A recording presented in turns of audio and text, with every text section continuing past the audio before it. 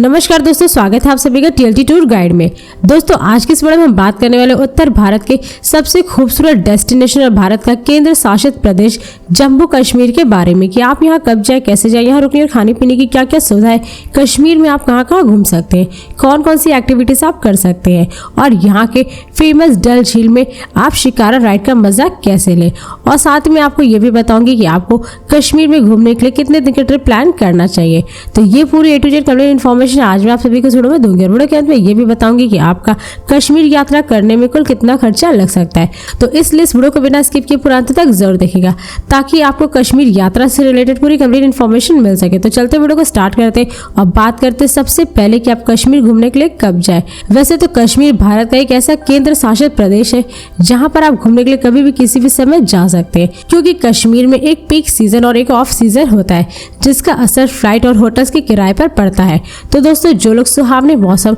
और खूबसूरत नज़ारे का आदर्श मिश्रण चाहते तो उनके लिए कश्मीर घूमने का सबसे बेस्ट टाइम मार्च से अगस्त तक के महीनों का माना जाता है। लेकिन यदि आप कश्मीर में बर्फबारी का मजा लेना चाहते और कश्मीर को सफ़ेद चादर में लिपटा हुआ देखना चाहते तो आप इन नज़ारों को देखने के लिए नवंबर से फरवरी तक के महीनों में जा सकते हैं। वहीं अगर आप कश्मीर का मजा तब लेना चाहते जब फूल पूरी तरह से खिले हुए हैं और अल्पाइन घास के मैदान अपने सबसे हरे भरे रंग में हो तो मार्च से अक्टूबर तक के बीच में यहाँ पर घूमने का सबसे बेस्ट सीजन होता है। इसलिए कश्मीर में हर यात्री के सपने के लिए कुछ न कुछ जरूर है, चाहे तो बर्फबारी का आनंद लेना चाहता हो, ट्रैक पर जाना चाहता हो या फिर शरद ऋतु की खूबसूरती का लुत्फ उठाना चाहता हो, जिससे कि कश्मीर की लुभावनी सुंदरता हर तरह के यात्रियों को अपनी ओर आकर्षित करती है। चाहे वे परिवार के हो, हनीमून मनाने वाले हो या फिर अकेले घूमने वाले हो, कश्मीर हर तरह के पर्यटकों को हर मौसम में अपनी तरफ घूमने के लिए अट्रैक्ट करती है। मगर ये आपके ऊपर डिपेंड करता है कि आप कश्मीर को घूमने के लिए किस सीजन में जाते हैं।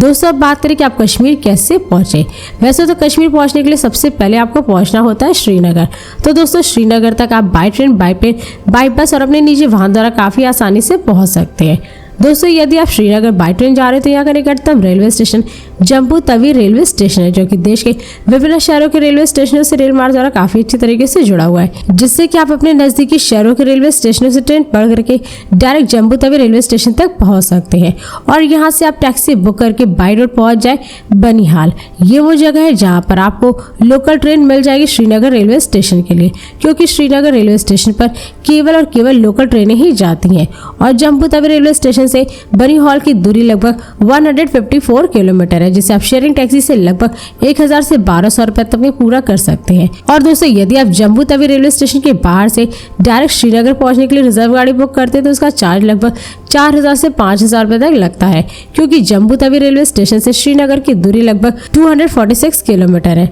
मगर ये आपके ऊपर डिपेंड करता है कि आप श्रीनगर पहुंचने के लिए बनिहाल से लोकल ट्रेन लेते हैं या फिर जम्मू तवी रेलवे स्टेशन के बाहर से रिजर्व गाड़ी बुक करके श्रीनगर पहुंचते हैं। और दोस्तों यदि आप कश्मीर श्रीनगर बाई फ्लाइट जा रहे हैं तो यहाँ का नजदीकी एयरपोर्ट खुद श्रीनगर में स्थित श्रीनगर इंटरनेशनल एयरपोर्ट है, जो कि देश के विभिन्न शहरों के एयरपोर्टों से एयरलाइंस की तरह काफी अच्छी तरीके से जुड़ा हुआ है, जिससे कि आप दिल्ली, वाराणसी, चंडीगढ़, लखनऊ, मुंबई, चेन्नई और बेंगलोर आदि जैसे शहरों के एयरपोर्टों से आप फ्लाइट पकड़ करके डायरेक्ट श्रीनगर के एयरपोर्ट तक पहुंच सकते हैं। और इस एयरपोर्ट से डल लेक की दूरी लगभग 21 किलोमीटर है, जिसे आप बाई बस या शेयरिंग टैक्सी के थ्रू पूरा कर सकते हैं। दोस्तों यदि आप श्रीनगर एयरपोर्ट के बाहर से डल लेक के लिए बस लेते हैं तो उसका चार्ज लगभग 50 से 60 रुपए पर पर्सन होता है और शेयरिंग टैक्सी का चार्ज लगभग 150 से 200 रुपए तक लगता है। और दोस्तों यदि आप कश्मीर श्रीनगर बाई बस जाना चाहते हैं तो इसके लिए आपको डायरेक्ट बस दिल्ली, लखनऊ, कटरा, उधमपुर, जम्मू, मुंबई और चेन्नई आदि जैसे शहरों के बस स्टैंडों से बस पकड़ करके आप डायरेक्ट श्रीनगर तक पहुंच सकते हैं। इसके अलावा यदि आप श्रीनगर अपने निजी वाहन, कार या बाइक से जाना चाहते हैं तो आप यहाँ पर बहुत ही आसानी से पहुंच सकते हैं,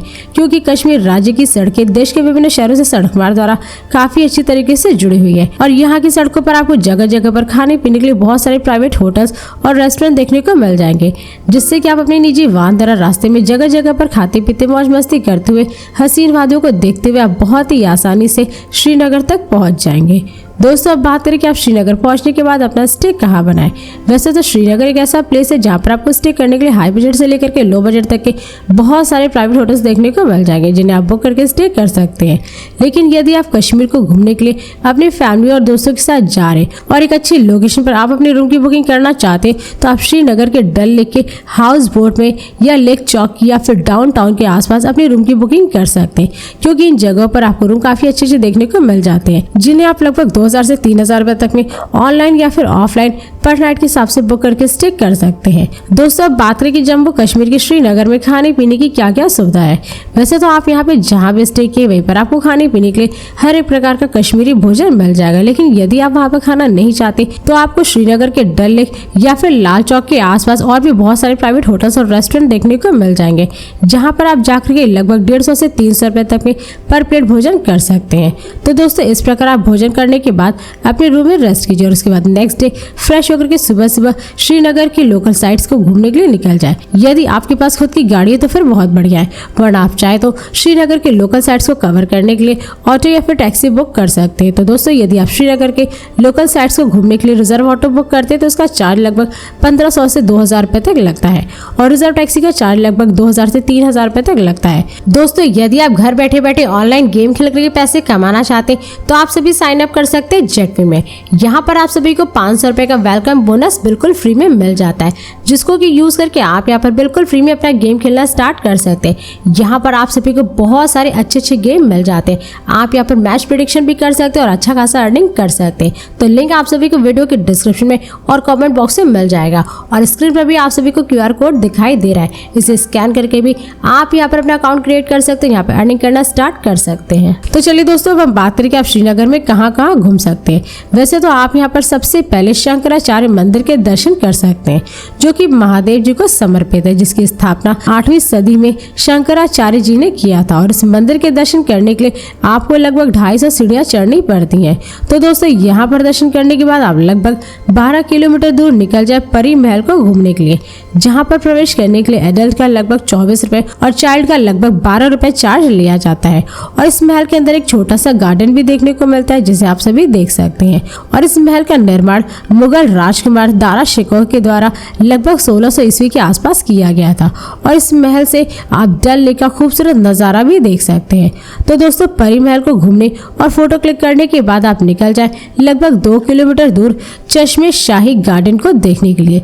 यह गार्डन अपने खूबसूरत वादियों और शानदार नज़ारों और पिकनिक स्पॉट के लिए काफी ज्यादा फेमस है, जिससे कि यहाँ काफी संख्या में पर्यटक घूमने के लिए आते हैं। और इस गार्डन के पास में ही वर्ल्ड फेमस टुलिप गार्डन भी देखने को मिलता है जो कि एशिया का सबसे बड़ा टुलिप गार्डन है, जिससे कि यहाँ प्रवेश करने के लिए आपको लगभग 75 रुपए का प्रवेश शुल्क देना होता है और यह गार्डन साल में कुछ ही दिन खुला रहता है। तो दोस्तों यहाँ पर घूमने के बाद आप निशाद गार्डन और शालीमार पार्क को घूम सकते हैं। यह गार्डन श्रीनगर में घूमने और मस्ती करने के लिए सबसे फेमस गार्डन है, जहां पर आप रंग बिरंगे फूलों के साथ काफी अच्छे फोटो क्लिक कर सकते हैं। तो दोस्तों इन सभी प्लेसेस को घूमने के बाद आप पहुंच जाए डल लेक में शिकारा राइड का आनंद लेने के लिए, क्योंकि इसके बिना श्रीनगर की यात्रा अधूरी मानी जाती है। तो दोस्तों यदि आप श्रीनगर के डल लेक में शिकारा राइड का आनंद लेना चाहते हैं तो इसका चार्ज लगभग 500 से 600 रुपए पर पर्सन होता है और वही पीक सीजन के दौरान इसका चार्ज दोगुना तक बढ़ जाता है। तो दोस्तों यहाँ डल लेक में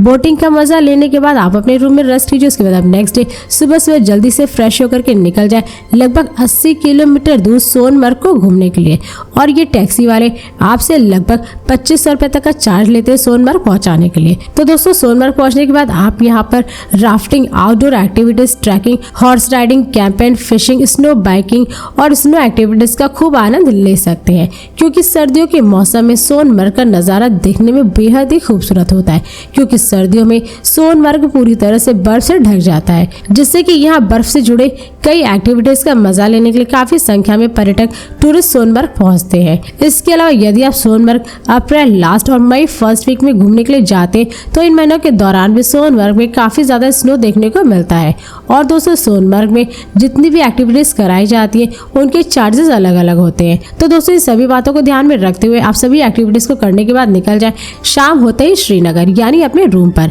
जहाँ पर आप रेस्ट कीजिए और उसके बाद नेक्स्ट डे सुबह सुबह गाड़ी बुक करके आप निकल जाए 90 किलोमीटर दूर पहलगाम। दोस्तों पहलगाम अपनी वैली और सीनिक व्यूज के लिए काफी ज्यादा फेमस है, जिससे कि यहाँ पर भी घूमने के लिए काफी ज्यादा संख्या में पर्यटक आते हैं। तो दोस्तों पहलगाम पहुंच करके आप वहां के टैक्सी स्टैंड में अपनी टैक्सी लगवा दीजिए, क्योंकि पहलगाम को घूमने के लिए आपको वहां टैक्सी बुक करनी होती है, जिसका चार्ज आपके घूमने के अनुसार वहां पर लिया जाता है। या फिर आप चाहे तो टैक्सी स्टैंड के पास में लगे बोर्ड में भी रेट चेक कर सकते हैं। तो दोस्तों इस प्रकार आप पहलगाम पहुंच करके गाड़ी बुक करके सबसे पहले चंदनवाड़ी को घूमिए, जहाँ पर टैक्सी वाले आपको घूमने के लिए केवल 1 घंटे ही देते हैं। लेकिन अगर आप यहाँ 1 घंटे से अधिक घूमते हैं तो इसका चार्ज अलग से देना होता है। तो दोस्तों चंदनवाड़ी वो स्थान है जहाँ पर अमरनाथ यात्रा की पैदल यात्रा प्रारंभ की जाती है। तो दोस्तों चंदनवाड़ी पहुंच करके आप 1 घंटे खूब मौज मस्ती करिए, अच्छे फोटो क्लिक कराइए और बहुत सारे एक्टिविटीज करिए। इन सभी का आनंद लेने के बाद आप यहां पर कुछ खाने पीने के बाद निकल जाए बेताब वैली, जहां पर एंट्री करने के लिए लगभग 100 रुपए का चार्ज लगता है। और बेताब वैली न केवल आश्चर्यजनक परिदृश्य के लिए फेमस है, बल्कि ट्रैकिंग, बेस और कैंपिंग स्पॉट के रूप में भी काफी ज्यादा फेमस है। तो दोस्तों लगभग 1 या 2 घंटा घूमने के बाद आप आगे निकल जाए आरू वैली, जो कि बेताब वैली से लगभग 20 किलोमीटर की दूरी पर स्थित है। तो दोस्तों आरू वैली में भी एंट्री करने के लिए आपको लगभग 25 रुपए का एंट्री फीस देना होता है। तो दोस्तों आरू वैली पहुंच करके आप यहाँ की खूबसूरत वादियों को देखिए, अच्छे फोटो क्लिक करिए। तो दोस्तों इस प्रकार आप आरू वैली को घूमने के बाद आप निकल जाए श्रीनगर अपने रूम पर रेस्ट करने के लिए। तो फिर नेक्स्ट डे